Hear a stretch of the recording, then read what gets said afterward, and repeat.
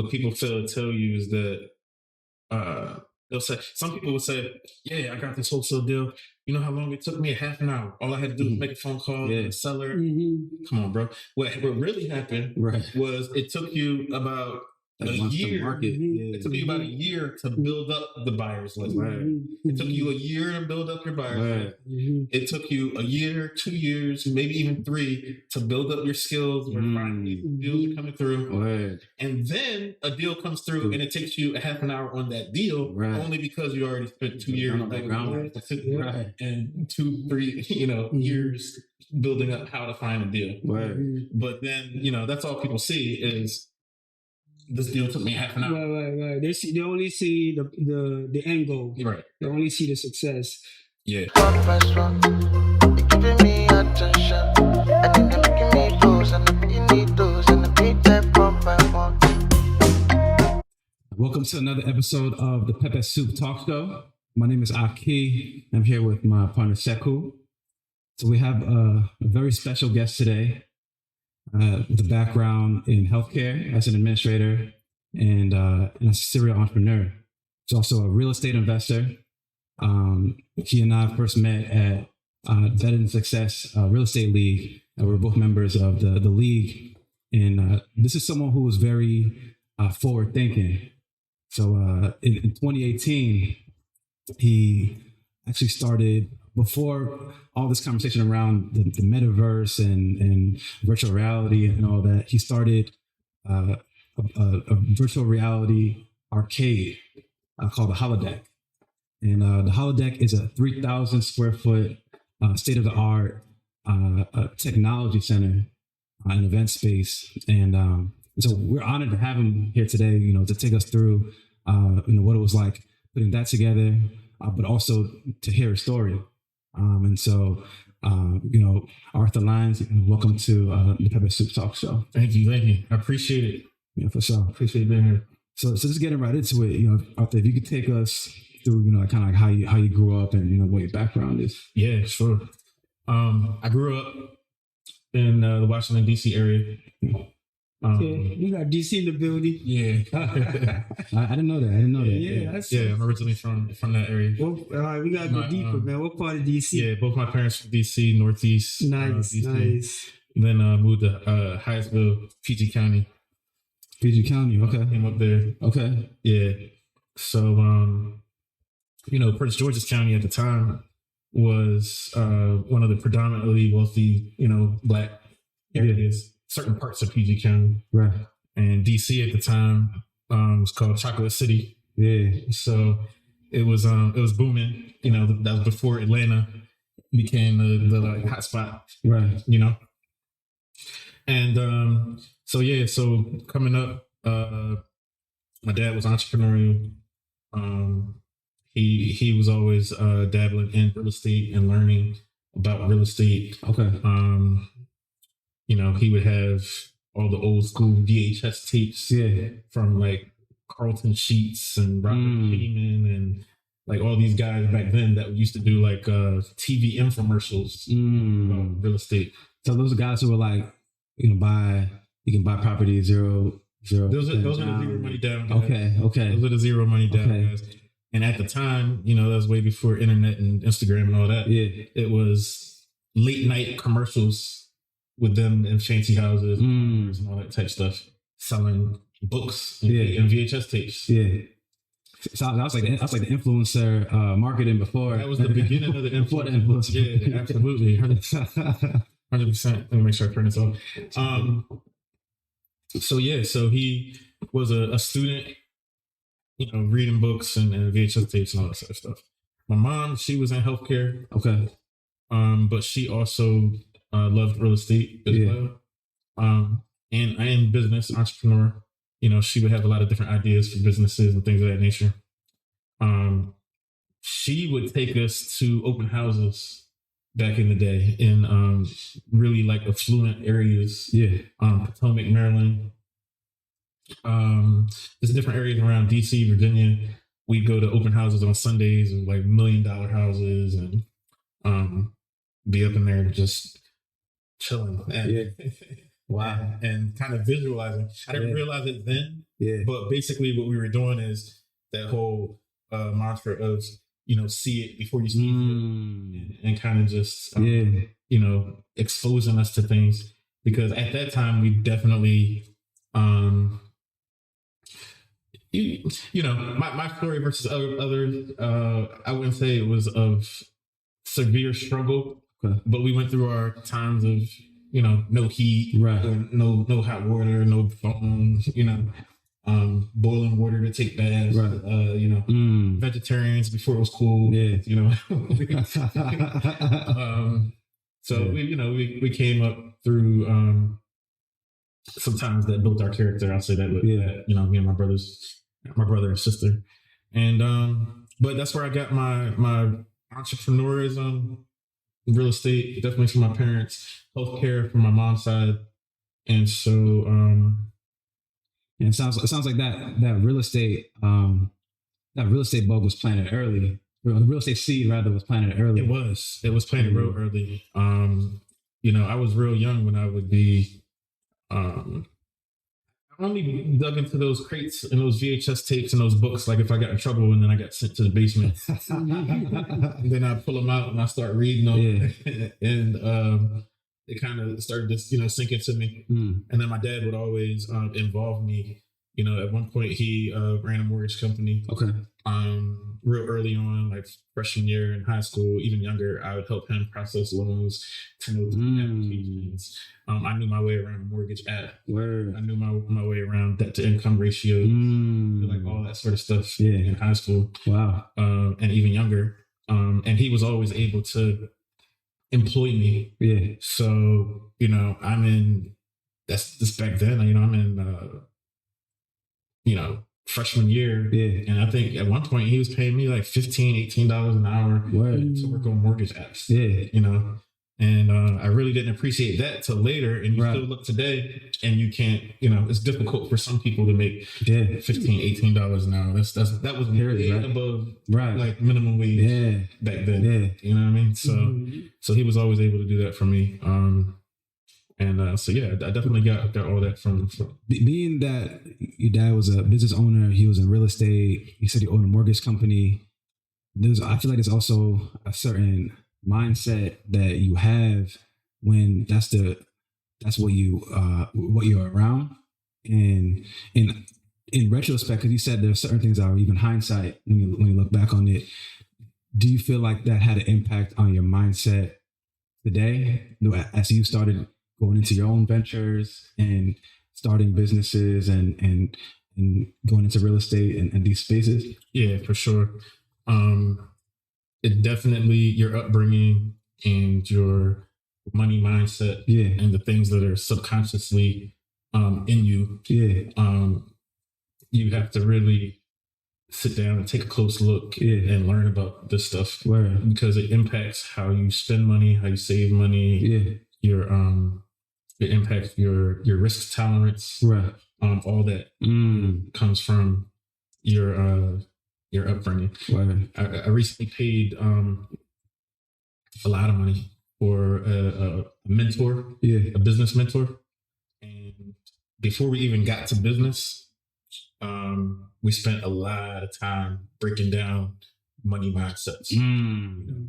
And so I came up in a Christian environment, Christian household.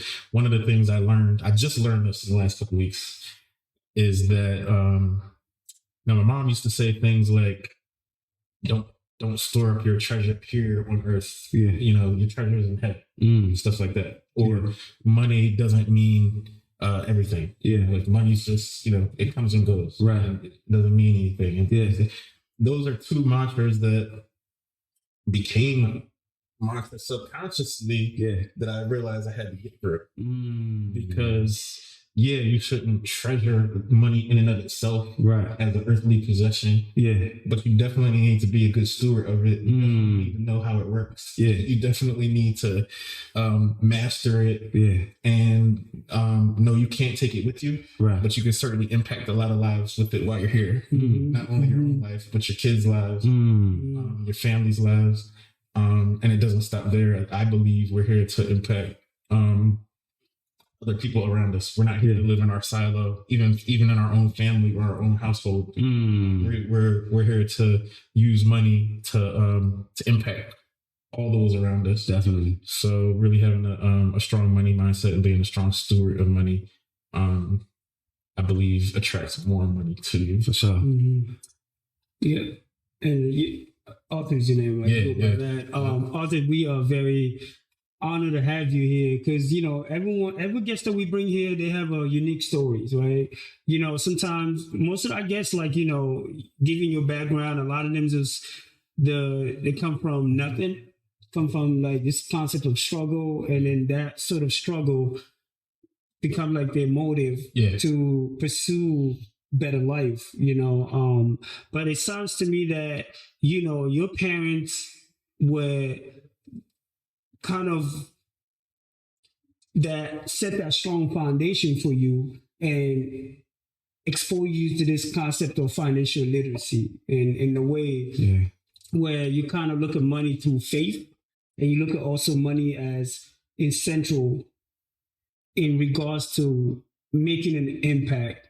So what I'm saying is, it's nice to have a brother on the show that we can't just come from middle class, and then your story is also important in regards to how you look at money. So, growing up in DC, so what really for you, there's this concept of for a lot of our people, when we get money, we just go ahead and spend it on things like superficial things, whether we want to look fresh, we want to look clean.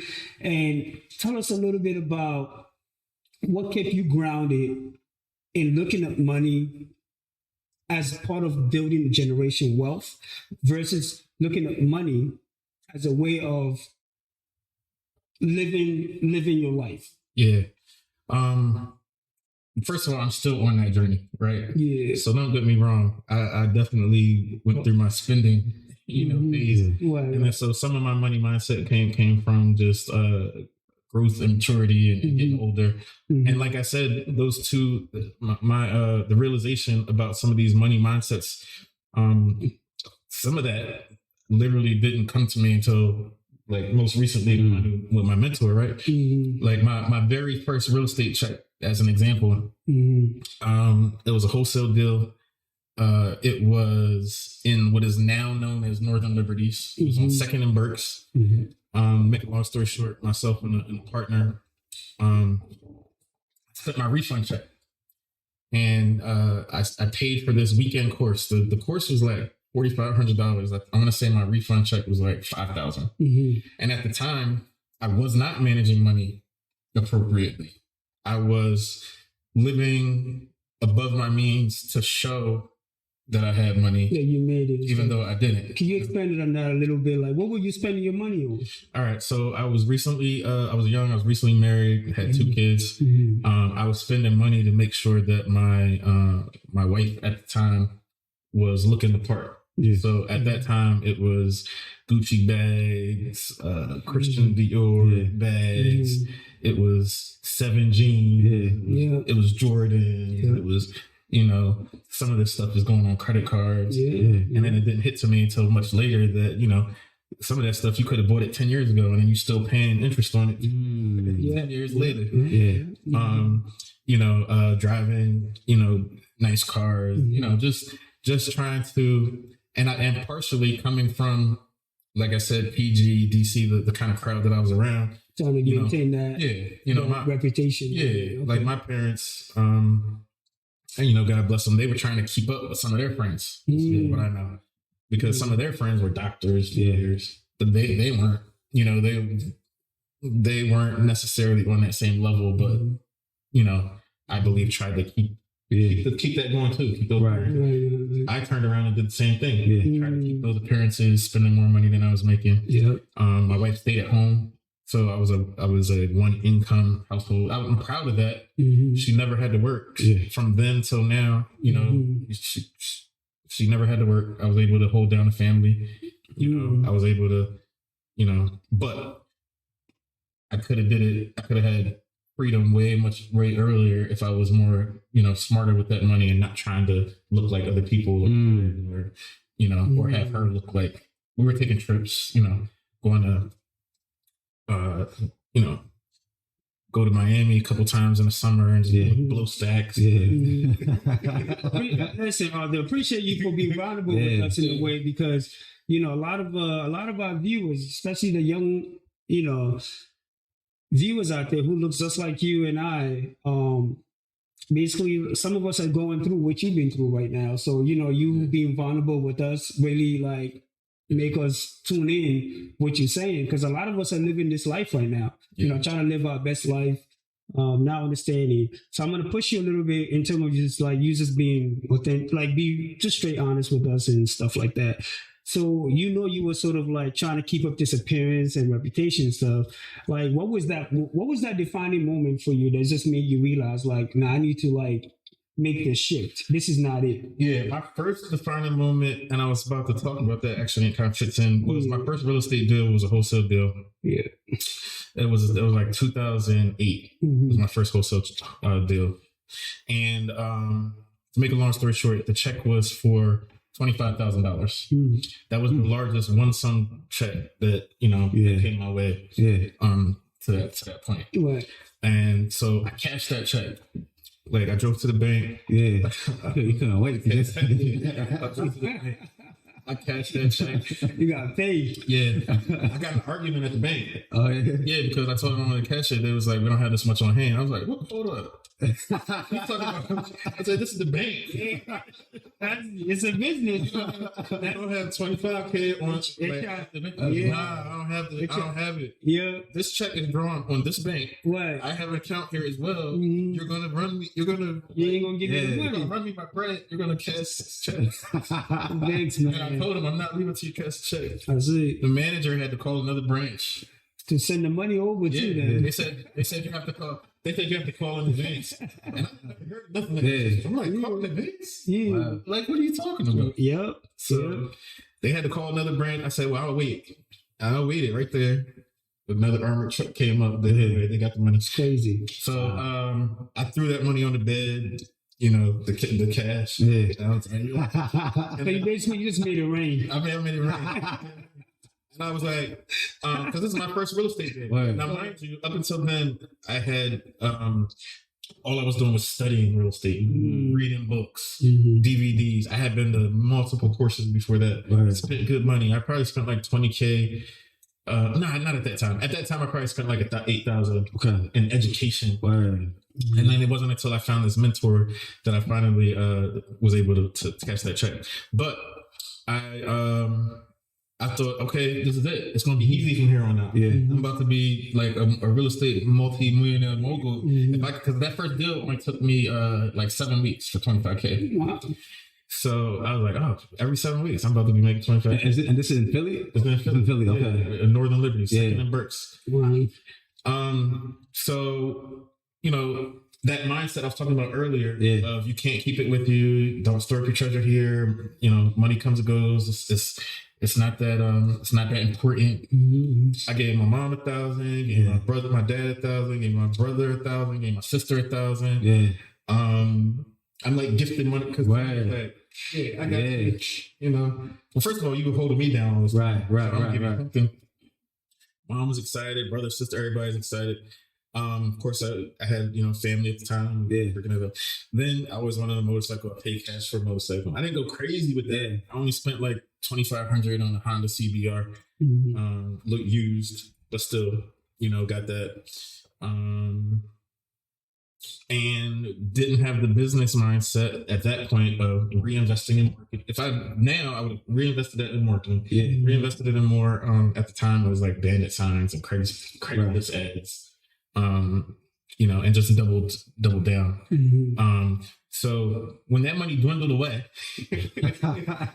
and then my next deal didn't come for like 60 days, and my next wholesale deal was $2,000, and then I'm grinding, and it took me like another, and quick though, it took me like another 3-4 months, and my next wholesale deal was $5,000, and I'm like, okay, $5,000. It took me another 1.5 2 years before I saw another big, like 20. The next one was like $20,000 wholesale. I got you. That's a lot of persistence though, because people when you hear about wholesaling, especially like when you first hear about it, you think it's just like, you're gonna put these properties under contract, and it makes it seem so easy when before you get into it, and then but it's a lot of persistence to really. It's a lot of no's, a lot of persistence, a lot of marketing, and what people fail to tell you is that they'll say, some people will say, yeah, I got this wholesale deal.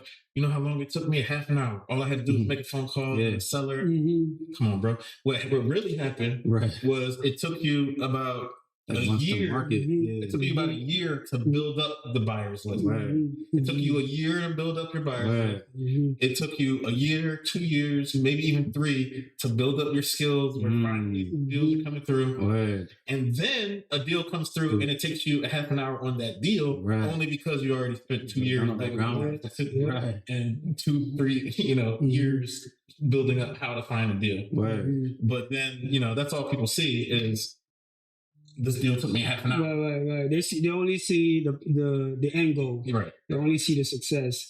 Yeah, but it was at that point where I realized that the how fast the money runs out, and that you got to do something different. Right. Start to hold on to it. Got you. Yeah. And you said you met a mentor around that time, and that mentor. That's what led to the 25,000. You said, and then that money ran out, and you kind of had to build back up again. Yeah, got you. So, because at that time I was making like $15 an hour myself, $16 an hour, on a job. Okay, and then somehow still, grinding to, like I said, take care of my family. Yeah, there was one point I was doing. At one point I was in grad school full-time day job, delivering papers at night, and then learning about real estate wholesaling on the weekend. So, I had 2-3 jobs when that first 25,000 came. But I was literally, at a dead end there with like my wife at the time. I wouldn't even tell her. And this is not the proper way. You should be able to have communication with your wife. I wouldn't tell her all that. To her, be good. I was gonna push the envelope a little bit because it kind of reminded me of the show Insecure. Where as a man, I feel like once you start struggling financially, that affects you as a man. And I think that sometimes you kind of feel like you trying to on your own trying to find some other way to make up for it, and not communicate with your wife. At the end of the day, like I was just trying to figure out like how you were able to navigate through that and that communication. That was tough. Like telling her like what was going on realistically, like how you confront with her. I didn't tell her. I didn't tell her at all. What held you back from being transparent about the struggle that you were going through in that moment? Yeah, first of all, a couple of things. First of all, and I don't want to make this all about the marriage, but no, it's not. But what I'm saying is, it fits together. It does. But I'm saying like no, I hear we all go through this. You know what I mean? I'm just saying from a man perspective, because I'm asking you the question because a lot of us like struggle with this. This is a battle that we struggle with, and I'm not, like I said, I'll share with us what you're comfortable with, but at the end of the day, like, I'm open. I'm telling you, like, I'm listening to you. Bro. Yeah, I think that, one, and first of all this goes into money. All of this goes into entrepreneurship. Exactly. All of this goes into business. Right.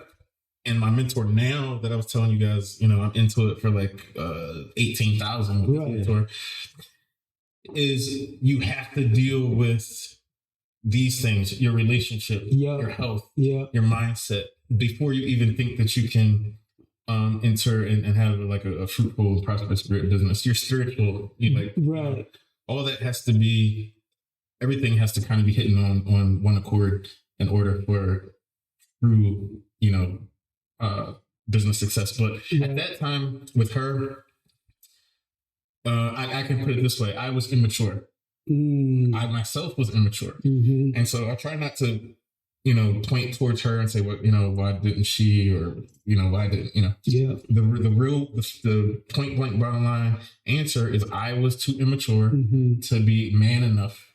Yeah. I thought I was being a man by hiding everything. That's easy. It's easy to hide it. Being a real man is stepping up and being vulnerable and exposing it. And hiding is easy. Yeah. If you want to be a real man, do something that's uncomfortable and then be honest, with the situation. Yes, and thank you, Arthur, for sharing that that vulnerability. You know what I mean? Because I do still feel like most of us struggle with that.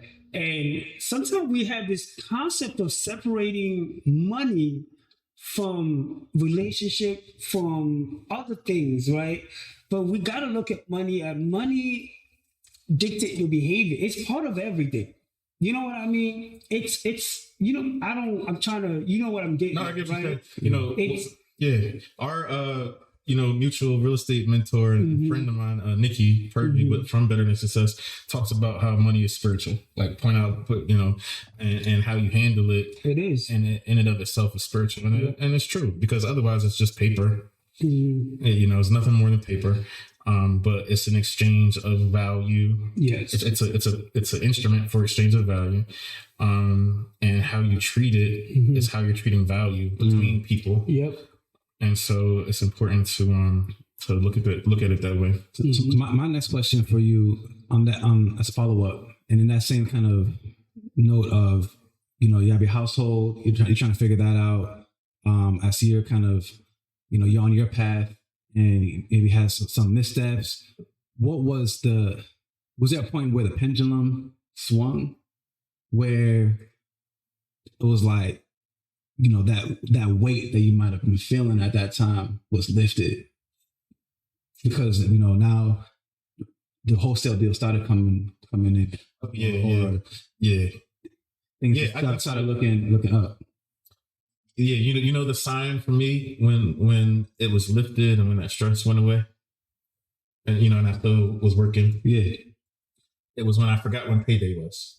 Because I remember knowing that next Friday is payday. Yeah, that's a good feeling, isn't it?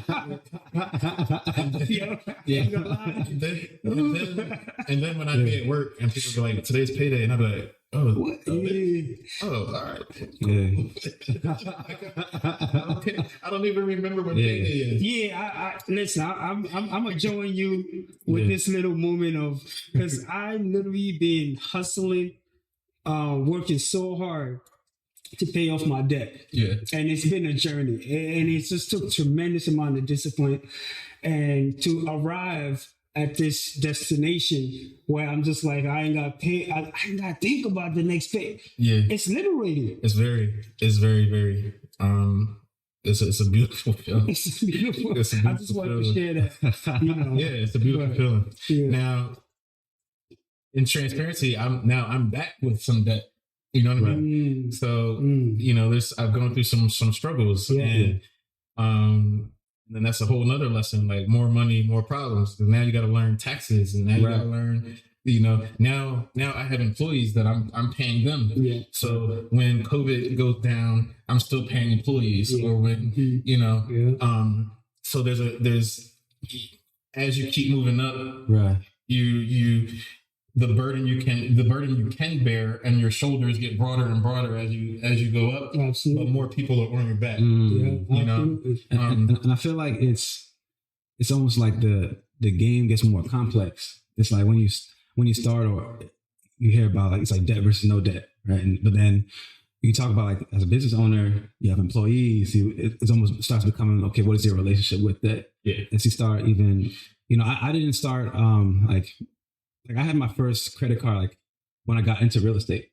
And so it was like, I remember, I guess just a quick story, getting my first secure credit card. And, they tell you, put money on the pay like little stuff with it, because there's not that much on it.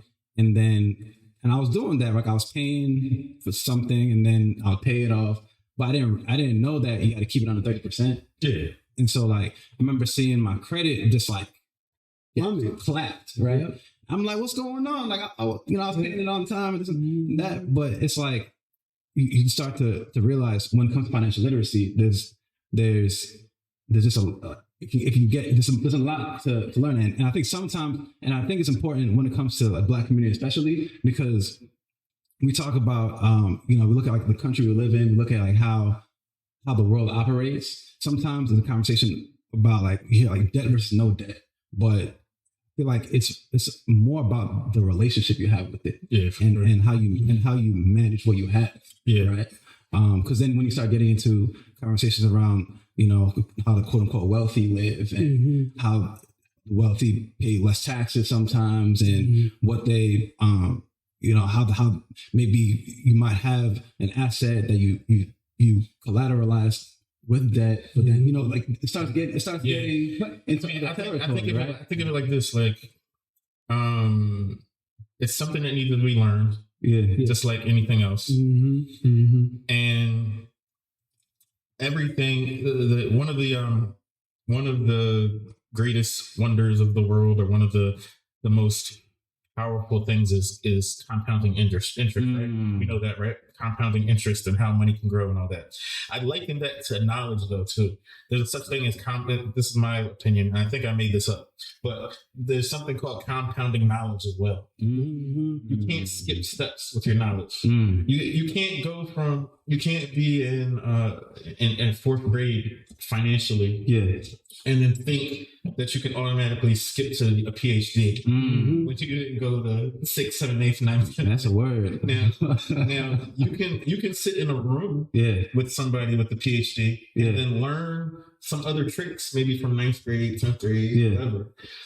And you might be able to grasp and understand some of that knowledge, but you got to go through the steps, because financial literacy and that knowledge has the exact same steps as going through kindergarten to PhD or to master's or to college or whatever. But if you stick at it every day and every year, you graduate. Like I'm sure that from the time that I met you until now, there's things about real estate. I think I remember some of that conversation earlier, the real estate thing. And if you look now where you were then, no, you may not be a PhD yet, but you're definitely not in kindergarten anymore. You know what I mean? And if you stick with it and keep being intentional about that, the compounding knowledge will take over. For sure. And you'll get there. And people can do it faster or as slow as they want to, based on how you spend your time. Which is another whole spiritual thing. But man, that's Arthur preaching to us right now. Yeah, I mean, hey, Arthur, appreciate you for dropping the jam, man. I know our viewers are really appreciating this knowledge that you're sharing with us. But it's this concept of embracing the growing pain. Sometimes we run away from it and we find an easy way. But what you're pretty much saying, like, embrace this process. Man. And it's painful sometimes. But like you said, once you get through it, you graduate. Bro, I had 2 painful financial experiences. One of them, I look back now and I'm like, that wasn't even that. Like, why was you? It wasn't even that. It's so funny. It wasn't even that serious. But at the time, I thought it was so serious. I'll just tell you, I was in debt. I used to brag. That I never had a real estate deal go bad. So most of my real estate deals have been private money. Pretty much all of them had been private money. Because I had amassed some money from wholesaling. I saved that up, bought my first house, but then I borrowed private money from other people to do my rehab. Even when I was doing wholesaling, I was using private money for the deposits. I would borrow $5,000 and I'd break it up into $500 deposits, and then I'd put $500 deposits down on properties, and then at the time I was offering 100% return on your investment. Because if I was making $25,000 and I had to borrow, then I would give you, if you gave me $500, I'd give you back $1,000. So I used to brag about that. Then I had a unscrupulous contractor run away with my money, basically. Now at this time, everybody's got that contractor story. But looking back, I was starting to get cocky though, honestly, because I was doing good in real estate.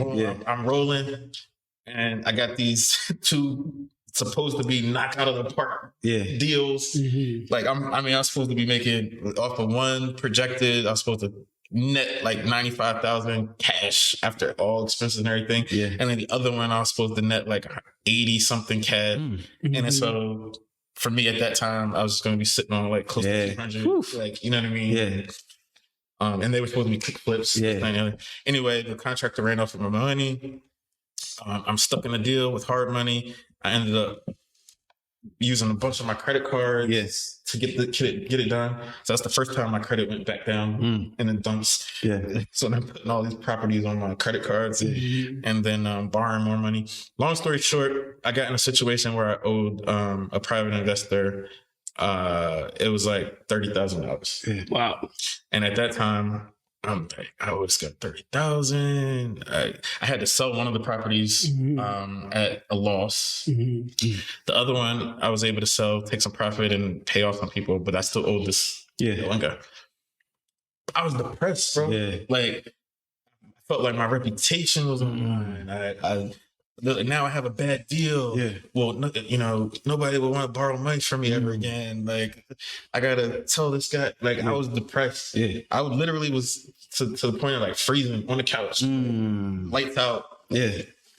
Because to hustle to get another wholesale deal, I didn't know how long I was going to take to pay him back. This thing, and then one of my guys, Neo Davis, who's now really blown up. Shout out to Neo, Circle of Greatness, and now he's like with Circle of CEOs and does all this stuff.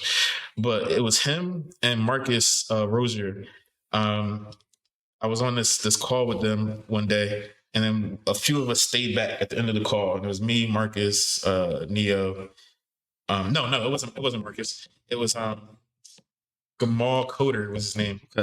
And he told this story about how he was all depressed because he owed money. And I was like, bro, me too. I owe $30,000. He was like, $30,000? He was like, I owed $300,000. Shoot. You learn that there's a level to it. Like, I owe $300,000, bro. And I didn't know how I was going to take it around, this, that, and the other. He was like, 30,000, man, you're 30,000. He's like, you better get out of here, man. He was like, tell me a little bit more about your skill set and what you do and how you make money. He was like, you trying to tell me you can't come up with like 30,000? And he like switched my whole mindset. And then we walked and talked through some things. And I'm like, hey, you're right, bro. And I had to turn the lights on, get off the couch, and then just like get back to it. And I paid more back. A couple months. So it was like that moment of epiphany for you, right? But it was like a week. It was like a week almost where I was just out of just it. upset. So, in that moment, though, right? You come in contact with somebody. Put your struggle in perspective. What motivated you in that moment? Be like, I need to get off the couch. What was it? Was it his story? Or was it like, it just opened up your eye in a different way? Like, what was it? Well, I think, first of all, your circle is important, right? Because if I was hanging around other people that was telling me, I don't know what you going to do. Finish like... Right. I probably would have listened to that. Your friends, you know what I mean? You start defriending them real quick. They start defriending you. I mean, those that start people, drive you to drink. What? Who knows what? Shoot. But I was still plugged in. I was still plugged in to Better Than Success. I was still plugged in to Circle of Greatness. I was still, at least I was with it enough to still get on little Zooms or whatever. And then, and I think God puts you in certain places and to hear certain things, absolutely. But yeah. So I know this is like saying that you say your environment will change you before you're able to change your environment. So it's like, bro, your mind is everything. Yeah. I heard about it all the time. Everybody hears about it. Any guru, almost every guru, every course you buy, somebody touches on mindset a little bit. Like most of them. But you got to really know and understand like how powerful your mind is and how powerful energy is and positive thinking and God is and really tap into that to overcome like obstacles. Yeah. Because you can overcome anything. So walk us through this idea. Like, again, you met somebody, say he owned more debt than you, and you touch on like your circle matter. Talk to us about like how you were able to really get yourself up in that moment and just like I'm going to do something. What any books you read? What any like what was? So the steps was first of all, the guy who was talking to me was basically like, yo, you know how many people are in much worse situations than you? Yeah. And it kind of reminded me that, hey, up to this point, you made money, right? You made money wholesaling. You made money, doing things. You have a knowledge base, right? So I'm like, yeah, you're right. Like, and it's not the end of the world. Like, you still have your health, right? Your daughter, your son, they still healthy. They still with you, right? Like, it's not the end of the world to owe somebody money. You just have to communicate with them and come up with a plan to get out of it. And not only that, but he reminded me that I was still thinking small to think that $30,000 is a lot of money. I mean, these guys have worked. They've worked their businesses up to the point where they can make $1 million in a day. Word. And the internet is such a place where if you really grind it out, there's money out there to be made. You just got to apply yourself. Wow. So what I did was... You said $1 million in a day? Yeah, $1 million in a day. That's a lot of money. $1 million in a day, right? $1 million. $1 million in a day. Same time, they also might be losing $1 million a day. Yeah, again, some of those things are relative, right? Right. But go ahead. That's $1 million. That's $1 million revenue in a day. Yes. Right. So your expenses are 60%, maybe 60%. Yeah. You keep 40. You're still making $400,000 a day. I mean, these guys. But at this point, again, you're dealing with different numbers. Steps. Yeah. These guys are at PhD level. Right. If you say $1 million a day to a PhD level type person, it's like, but then there's people above him. Right. If you talk to a Grant Cardone or like it's real. You know what I mean? Jeff Bezos, people. They would be on the couch. They'd be on the couch with when you say that they're making millions a day, I keep responding to Aki Nigerian. You know what I mean? Like, so, that sounds good to him. You know what I mean?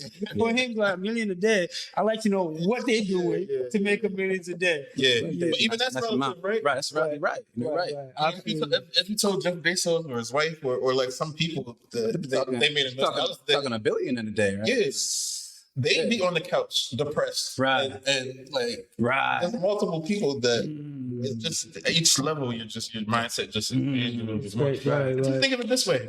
I mean, there's points and there's dollar amounts that even we talk. Yeah, that to some people, it's mind-blowing for them. Right. Mind-blowing. I'm talking about hard-working people that work every day that like live off of this $15, $14. Right. These type situations. And if you tell them that you made a $25,000 wholesale check, right, in a short period of time, to them, that's their equivalent of $1 million a day. Right. So it's just like levels. For sure. Yeah, people say that, quote, it's levels, but what they mean by that is there's systematic grades that you have to graduate through before you get to the level to understand the comparisons and the conversations. For sure. I feel like sometimes it's hindsight. Like when you get to that next level, you're able to kind of see, like you were saying, the previous maybe challenges you've been through, where if you look at more recent challenge, you're like, man, what I went through back then was nothing. But you can't see it until you like that next level. Yeah. Absolutely. So we definitely want to get into holiday. We didn't even talk about that. We have a conversation there. So talk about that. But again, I think we've been really talking about the context here that's leading us now to the work that you do now. Because I feel like these pretexts were important to set the stage. Because there's a story behind the story, right? Yeah. So thank you again for your vulnerability. Thank you for sharing the lesson that you learned to be where you at. So Aki, so let's just jump into your question. So 3,000 square feet, that's a sizable amount. And I know that you purchased it in you said 2017 is when you started talking about it. 2018 was when it went through, and that area has also changed a lot during that time. What I'm very curious about is also from the real estate perspective of what it was like building that out, and even over time now being in 2022 versus 2018, how that area has changed, but then also how that's been a benefit to you being because you own this. No. So I was gonna say we don't own it. I don't. Okay. We lease. Okay. We lease. Okay. So I learned a lot about commercial leasing. Okay. Through this process. Okay. And I learned a lot about commercial contracts. Okay. And building out spaces that you lease. Okay. And negotiating. Word. Prices per square foot, as well as negotiating what the landlord's going to pay for versus what you're going to pay for. Word. Everything like that. And we were in it in such a time period that nobody was moving down there. It was that building was literally like crackhead central. I mean, it was just a... Okay, I'm sorry. Can you explain it to our viewer where the location was? Where was this? So it's 1516 North 5th Street. Okay, then what year was this? This was in 2017. Oh, wow. When we first started looking down there. Yeah. Okay. But the area changed in a couple of years like that. I mean, even if you were to look at Google Maps and go back on the years, look at that area. There's just nothing but abandoned buildings, high drug area, just like other parts of North Philly.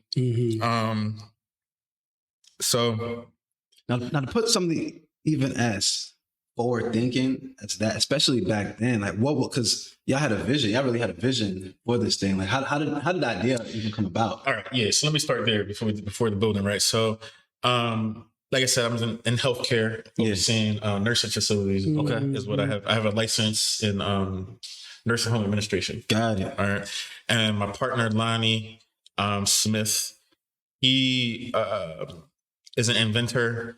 He invents things, and he was focusing on inventing some devices in the medical field to help patients who fall out of bed. It was like a device that pretty much lets you know before an elderly person falls out of bed. Yeah.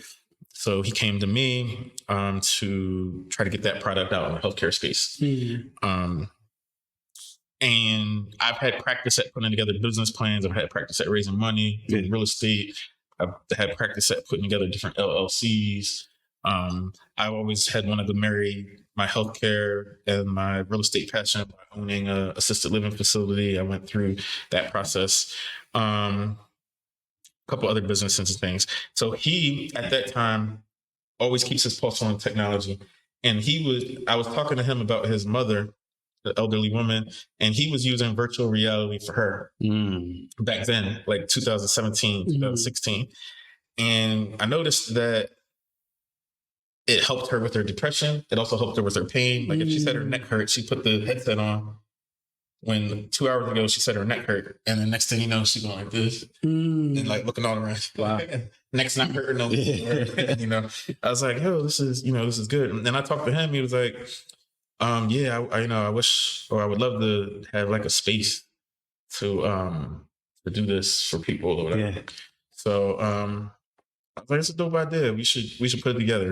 And he was the one that didn't really know how to pull together the business plan and all that. Finances, going after bank, like all that sort of. Looking for place to buy or lease or whatever. And I knew all that. Right. And it was really his idea. And I saw that I think it would be viable. Right. And so we started putting it together. We started in one room. It was just one little office room in an office space on Germantown Ave.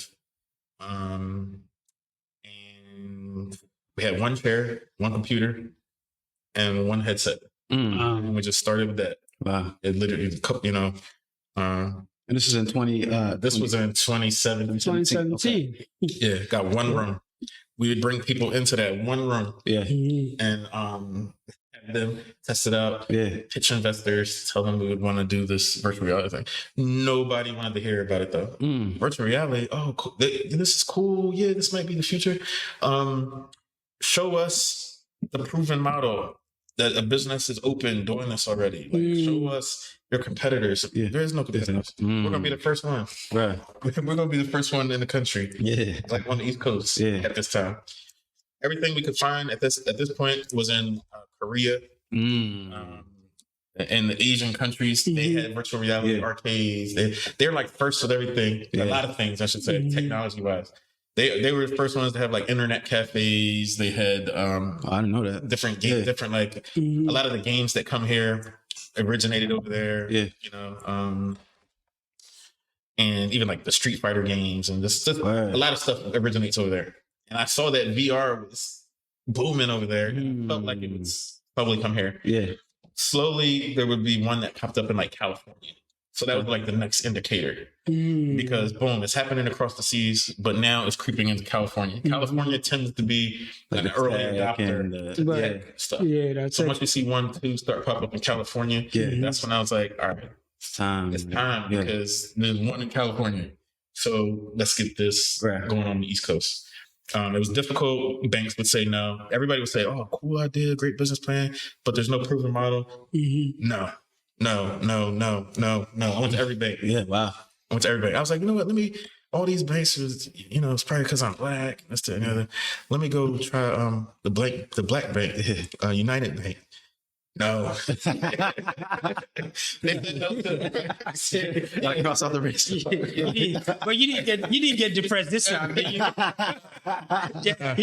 Everybody said no, but we kept with it. You kept with it. You kept with it. We kept with it. You made it through it. Yeah, we ended up real estate helped me because I took real estate profits and I put some, put in the holodeck. Real estate was good for me during this time because things are picking up. I'm rolling on with wholesale deals. I'm rolling with fix and flips, buying holds. So I'm peeling some of that money and putting it into the virtual reality. Then COVID hits and everything. That actually ended up being a blessing in some ways because we got some of the economic development money. So I was able to get that money, not pay it back. Yeah, put it right into the into the equipment. Really build it to what it looks like today, which is beautiful. Use PPP the right way. Right. Yeah, I don't know if you've seen.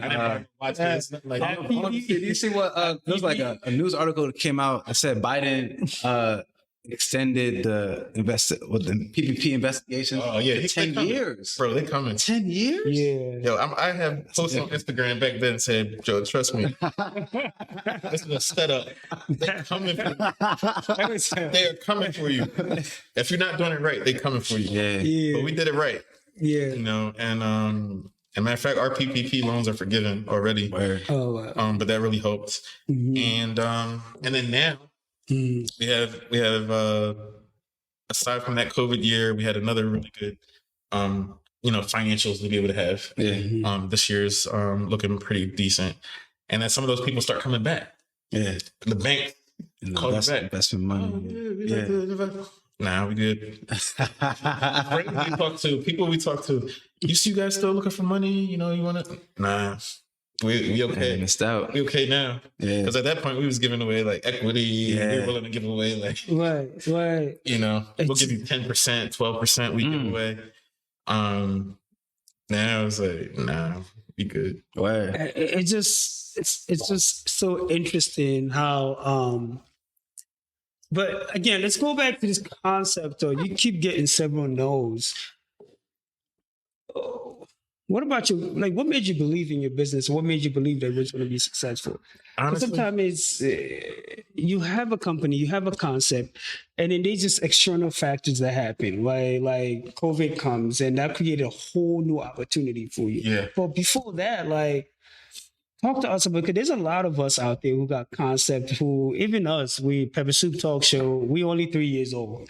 And we are going through some struggles right now. But what made you believe in this will be a successful company for you? I think that in some ways, partnership in business, especially after you've poured a lot into it, money, that this was a fairly capital intensive business to start. Right. And I think in some ways, business partnerships are more difficult than marriages. So I be saying business is like it's like being married, right? It's like a marriage. And in this country, I believe it's easier to get divorced than it is to That's a whole new episode. That's a whole new episode. It's easier to get quote me on this. I believe it's easier to get divorced than it is to dissolution. I don't think I'm saying it right. Dissolution, dissolve. To dissolve a business. Yeah. When you have business partners and then equity partners in a business and it's tied to revenue, if I wanted to get out, it's going to be kind of difficult. Like, how am I getting my money back? I think we need to pause for a second, take a breather, and let our viewers literally soak up what you just shared. Arthur is saying, before you start that business, make sure you think that shit through. Yeah. So I have some people that want to start a business with me right now. Right. Because of my experiences and because of what I've gone through, I literally, and this could probably be a whole other business in and of itself. Right. It would be business counseling, before you get marriage counseling, business counseling. And you sit down, let me talk to you guys, let me help you walk through that agreement. Does that exist? I don't think it does, but I think that is a hell of a concept, bro. That's a hell of a concept. Let's make sure I'll tell you what, that's another business idea right there. If you start that, just remember, right. It's on camera, so But expand on that a little bit. Expand on that. Yeah. So your question to me was what made me go through the nose. Right. Part of it was I have a strong business partner. Yeah. And I have some financial partners that are depending on me. Yeah. We're depending on each other. Yeah. On those days when I wanted to quit, because there were some days when I wanted to quit, because there was days I'm like, man, I just need to focus on real estate. I can make way more off that than this is just And then my partner would be like, no, man, come on, remember the vision. Remember, we're going to be the first African American owned virtual reality arcade in the country. Yeah, we're going to be the first one in Philly. We're not just doing it as an arcade, but we have a healthcare component to it. We're going to be providing therapy there. We're providing care for the elderly there. We're doing things for the community, stick with it. And really, I have to give it to him and them for keeping me in it, because there had been times I want to quit. Yeah. And even if I look back at things I've done by myself, this is another introspective moment. I've quit on things too early. There's been things I've started and quit too early. Some of them I sold, I started a credit repair company. That was real short. Yeah. And then I sold that to somebody to let them run with it. Because there's a lot of money in it. Yeah. And I think I was following the fad of everybody, making money off of credit repair. Yeah. And I did make some good money off it, but that wasn't my passion. But in short, my partners kept me in there as part of the answer, and believing strongly that it's a good idea. And it's just kind of like a fun, sexy business to have. Even just going down and you guys got to, first of all, you guys got to get down there.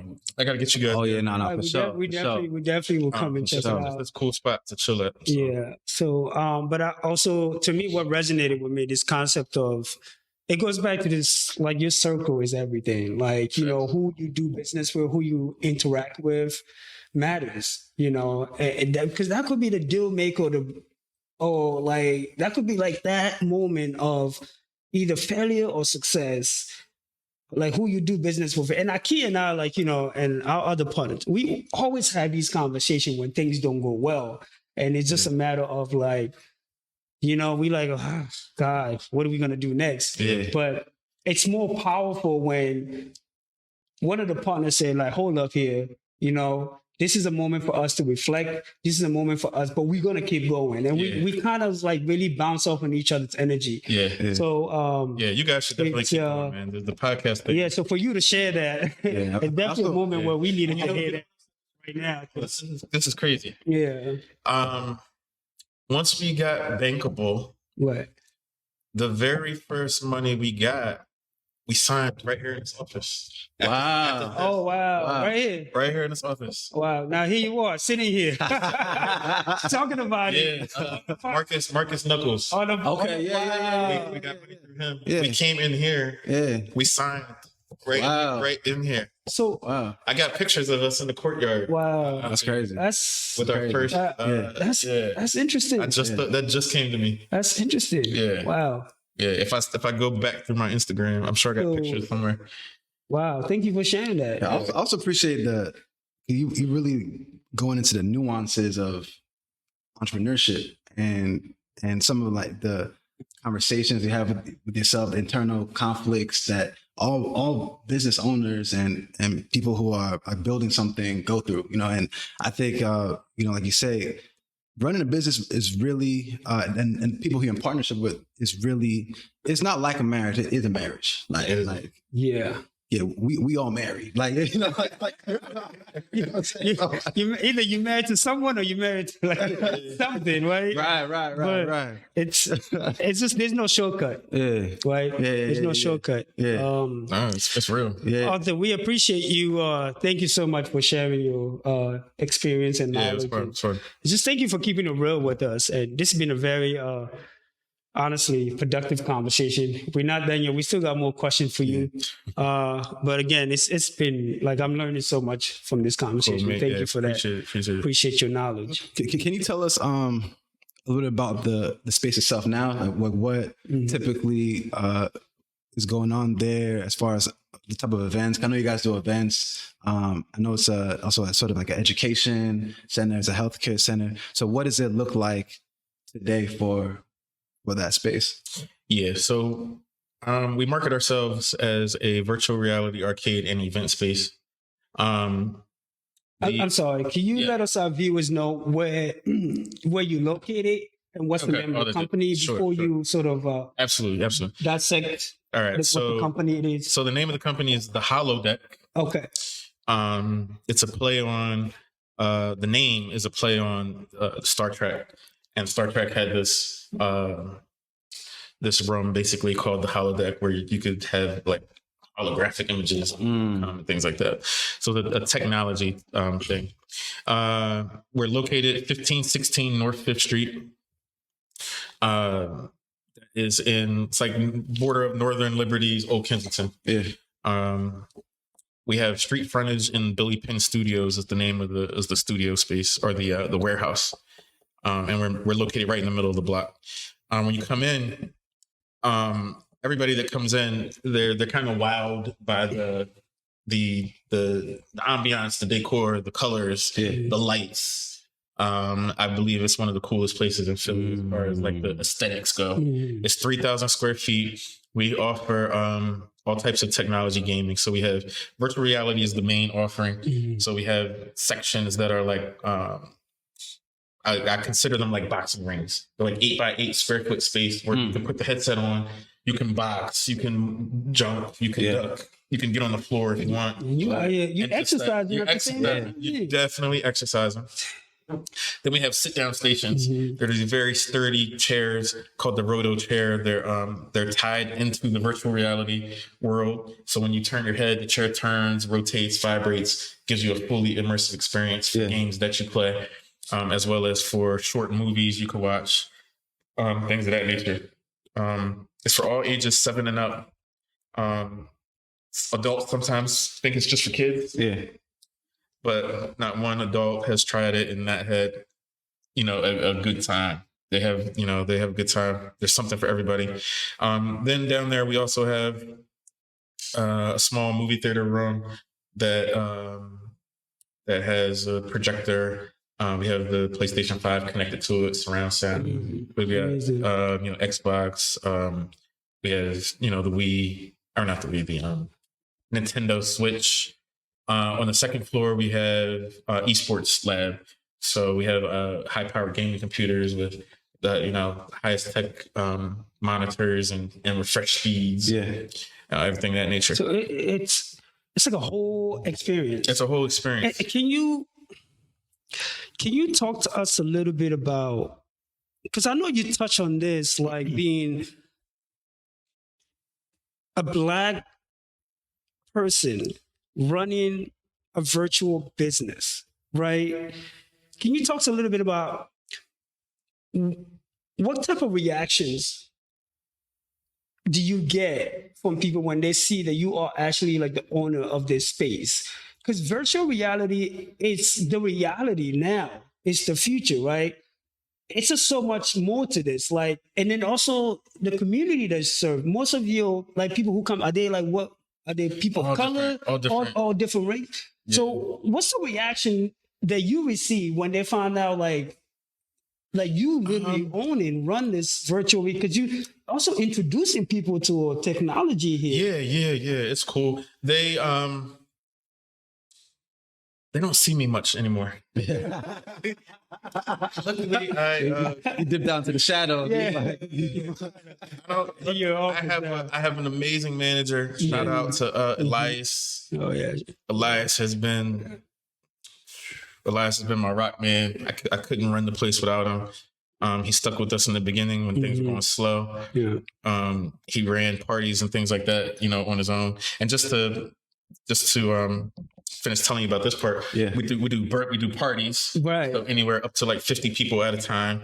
So you can come as a party. You can book the space out as an event space. Wow. So we've had real estate agents book the space out to have like events for their team. It's amazing. It's like the whole experience. Yeah, we've had travel agencies come and do like trainings for their staff, and then they can use our screens and our flat screens and everything to show. And then we can make the space be a theme to whatever it is. Amazing. So if it's a travel agency, we'll have like travel games. We'll have all kinds of imagery. Yeah. If it's a bar mitzvah, we'll have that up there, whatever. And then you could also pay to come as an individual. Right. So you pay $30 for the hour, and you play unlimited games. If you want to stay a second hour, it drops down to $15. What about the virtual experience? Like, what about it that excite people about this experience? What do you hear from your customers? Why do they keep coming back to this place? Yeah, it seems real. So your mind, and this goes back to your mindset too. Yeah. But once you put that virtual reality headset on, Right. your mind can only focus on what's inside of that headset. It literally takes you It's like another some other place. world. Yeah. I can put you in a race car and your heart literally feels like you're going 100 miles an hour. If I took your blood pressure after, playing this game, you feel it physically. Word. If I put you in something like, if you're scared of heights, and I put you in something called, what's that one called? Walk the plank. Yeah. And if you're standing on like a skyscraper and looking down, you literally are getting scared because your mind, if you're on a roller coaster, people feel like that they actually experience something different. One cool thing we do and we've done in the past is for couples. A few married couples have come down, or boyfriend, girlfriend, whatever. And let's say we were married for 50 years and I never saw your childhood house or the school you grew up in or whatever. We can put you in your virtual headset and then show your significant other the house you grew up in or the neighborhood you grew up in. People love doing that. Wow, and that's powerful, man. That's powerful. This is where I lived. Oh yeah, this was my school. That's powerful, man. This is where I got my bike stolen over. I love it because usually when you meet that person that you really like, it's like hurdle. Like, well, I don't know you. Well, I'm not listening. Listen, there's a way to expedite this process. The other thing is people. There's not many 3,000 square foot places in Philadelphia that you can rent the whole space out. Like right now, we have a birthday party package. For $300, you get pizza and soda included if it's a kids package. You get the entire space to yourself. Private party for 2 hours. Wow. So if we want to book event at your location now, like what's the wait line right now at this point? A week in advance, you're still pretty good on the weekends. But if you wait until Thursday, Friday on that weekend, it gets pretty. And then the name of the company is the Holodeck. The Holodeck, right? Yeah. And it's right now it only exists in Philly, or do you plan to expand? One other company, just opened up in Philly. I believe they're Black owned too, but and no shade on them, but their aesthetic isn't. It's not the same. It's not the same. But y'all were the first. We were the first. Really the first. You kind of see yourself as like the Tesla. We were the first. You're the Tesla. Right? You see yourself as the Tesla of the virtual. I would say that. Okay. What was it like when y'all first opened up, promoting it, and because again, this is a new concept. Was it? How did you go about marketing? It was tough. In the very beginning, it was tough because it's hard to explain what you experience once you put the headset on. Yeah. You know, so it started to pick up from word of mouth. Luckily that people come down and then start telling other people. And then this is where education of the marketplace helped us. So once Facebook switched over to Meta, just like that, everybody now start the holodeck stock went up, right? With the metaverse stock. Because before that, what virtual? What? The virtual reality. What's that? Some people were still asking, "What's that?" Right. What's that? What is that? But now, thanks to us being able to piggyback off of that, we will never have. I'm not gonna say we'll never. We don't have Meta or Facebook's marketing power. Right. Yeah. But they're marketing for us everywhere. You see commercials, you see people, and then so now when they see ours, and they're like, oh, there's a place where I could take 20, 50 people. Right. Everybody knows. Because now one of the concerns was that, like when we first got in the game, the headsets were like $1,400 each. Wow. And then the computers were like, we paid like $4,500. You have to have a certain graphics card. Right. Like it was super expensive. The chairs were like $12,000. Like we got in and it was very expensive. Now the Oculus, and we still have some equipment that you can't get at home, but the Oculus in and of itself, people can go buy those now for like $300. Wow. But the draw is that you're not going to buy 10 of them at your house, and you don't have 3,000 square feet where all your friends can run around. It's an experience, and not run into a TV. Or I had friends. I know people that broke their ribs on kitchen tables. Wow, because they're playing VR, like running into stuff. Right, and I'm just saying, like, it's crazy how the whole experience of like virtual reality has accelerated. Because if you look at like the field of medicine, right? Like I listened to a lot of podcasts, and now like doctors from different part of the world are able to literally like meet and discuss like how to perform surgery through virtual reality. So like, and honestly, I said to myself, if this is what like the field of medicine was, me putting it on and looking at like the body and like everything like that, because I'm a virtual learner, I'll probably be in medicine. But back then, we got looking at the book and reading it, I'm like, it's not for me. We had some positions. But like, it's crazy how it has taken off in the field of like even healthcare. Oh yeah, we had some surgeons down last week, and they were in the virtual world practicing during knee surgeries. Their software where you do surgeries. We also have a partnership with Jefferson Hospital. It's amazing. To provide therapy for kids and young adults with autism inside of the virtual world. Wow. Because we have a nonprofit organization called the Autisarians, and the focus of that organization is to work with kids and young adults with autism, but use the virtual world of technology to help them find their hidden gifts. Yeah. And so, so we're doing therapies in VR. And surgeons can come down and practice surgeries at the holiday. Okay. You hiring? Right now we're not, but we will. We should be soon. Okay. We will be soon. Well, let Aki and I know if you're hiring. We're looking for side gigs. Yeah, and that's been a blessing too. Like, I mean, my manager. If you would have met him before he became the manager, he was a very much more reclusive kind of guy. This is his first job. He kind of stayed home, played video games. But now we've empowered him. He's learning management. Wow. He's staying on top of other employees. He's learning customer service. Right, it's amazing. We're hiring kids from the neighborhood. It's amazing. One kid now, she went to Drexel to be a gaming designer. So this is what I was talking about. Like, you impact other people. And it's pretty cool. I was trying to say, this is such a significant amount of impact y'all are making with this. Yeah. When you set out on this journey, and when you think about that original vision you have for it, is this what that vision was, or is this turning out to even be more than it set out? It's turning out to be more. It's a great question.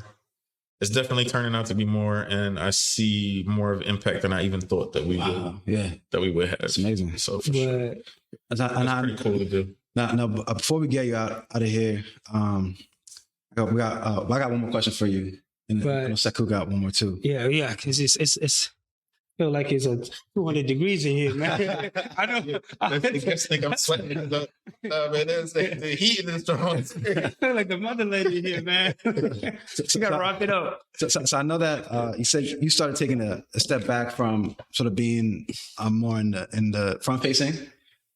How are you now spending your time? Like, what does your time division look like? Versus That's a great question. So we spent about $28,000 in marketing over the course of about a year and a half, and to this marketing company, and we didn't see many of those dollars back, and that killed me. Like if you watch Shark Tank, Mr. Wonderful talks about, if you put your dollars out there, those soldiers, they should be killing other dollars and bringing them back.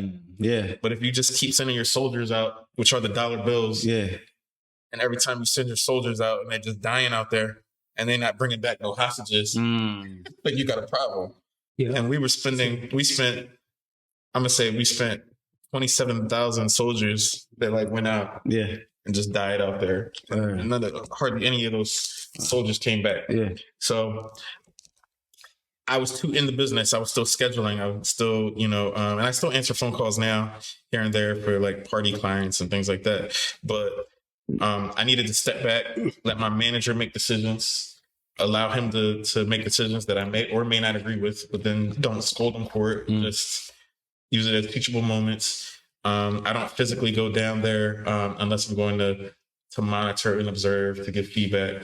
But it's to the point now where, I don't physically have to go down there. So now what I'm doing, I've started educating myself on marketing more, for this business. But to me, digital marketing at this point in today's business day and age, you either have to know it yourself or you have to really, really, really, really trust somebody. And you have to know enough to at least know what to look for. Exactly. Because now that I've started educating myself on digital marketing, and I went back to see what this marketing company should have been doing, and I'm in the back office and I'm seeing why my SEO management is not high, and I'm seeing why every one of my web pages have the same description instead of having different descriptions, different words, different keywords. And so now my website's not showing up. Amazing. Or seeing marketing campaigns, text messaging campaigns, funnels, all this stuff. I've started that's more where I'm spending my time right now. On the marketing side, to drive business into my funnels. And that would likely be my potentially a next business, is the digital marketing part. Because I'm getting very good at it now. And that's a pain point for me. That $28,000 that that I did not see a dollar back. It's a pain point for me. Because my customers would come in, and thank God for my BTS fam that supported Terry at BTS. She was one of the very first people that brought some people in. Jabbar put the word out there. I go through some names, but I'm missing somebody. My bad. Brian. So there's people who, in the beginning, I was getting business and customers, but I knew everybody. Family and friends. I knew them. I knew them, or it was people that they knew. Right? I remember, I promise you, the first time I saw a young white girl come through, I was like, yes. I don't know her. Right. Like the marketing, finally, some people are coming in that I don't know. Because in the beginning, it was just all people we know. Right. And my marketing team, they would say, these people are coming in. I'm like, I know them. You can't count them. They're not your customers. Right. These are people I already know. Yeah. And it became to a point that I had to fire them.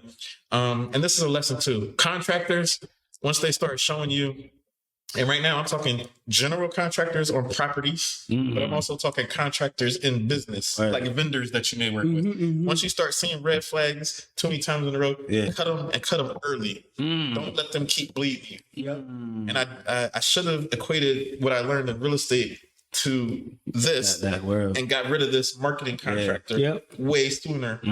Were taking me for $28,000. Yeah, that's because a real estate contractor can't get me no more. Right. And now a marketing person can't ever get me again. It's that transferable skills, right? Right. So you got to cut people early. Early. Really say, like early. Like, wow. It's the authors. We actually we get into the home stretch here. Yeah. Like I said, this has been a powerful conversation, and I know our viewers appreciate you as well. But once again, can you just let our viewers know if they want to experience and find you, where would they be able to follow you? Where's your business located? So once again, we could stamp that for you. What I'm gonna do, I'm gonna put together a discount code for you guys. Okay. Appreciate that. What could that be? What's the whole name of the podcast again? Maybe call it One Jollof. One Jollof. So Pepper Soup Talk. The Pepper Soup Talk. It's the name of the podcast. One Jollof is the name of the. We're gonna call it Pepper Soup. That's gonna be discount code. Okay. Pepper Soup. Okay. Excellent. Yeah, and then you use that. And so when you go to our website, if you book experience, you're gonna have to give me until this doesn't air until October. So boom. Right. Sounds good. Yeah, Sounds it'll good. be in there. Okay. And then they put that in the website. I do 15% off. 15. Okay. Yeah, Excellent. 15% off.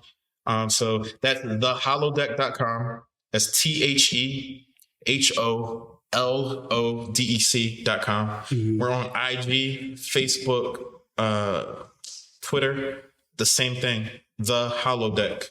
The Holodeck. TheHollowDEC. I love the name of the company. So, Michael, this is my last questions, and then I'm done.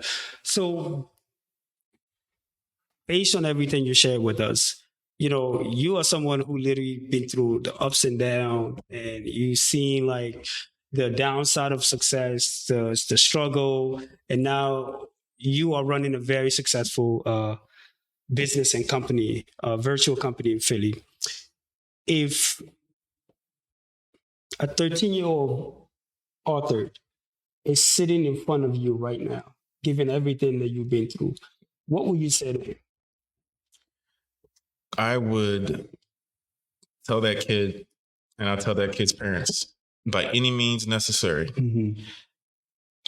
save and invest, save some money for it to compound as a child. Save it. Because if you start saving at 13 years old, by the time you get to the age that you want to do some things with your life entrepreneurially, you'll be off to a much better start. I would also teach that person, that 13-year-old myself, about credit early. There are some tricks and things that you can do to start building that once you hit 16, 17. And I would say that I believe that even that young, there may be some indications as to some of the things that you like or that you may be drawn to. And, it's cliche that you can do whatever's in front of you or whatever you dream of at that age. But it's so true. So I would tell myself that to dream bigger, believe it, and start to save money so that when the time comes, you already have a strong foundation to get started. And then once you decide what to do, find a mentor.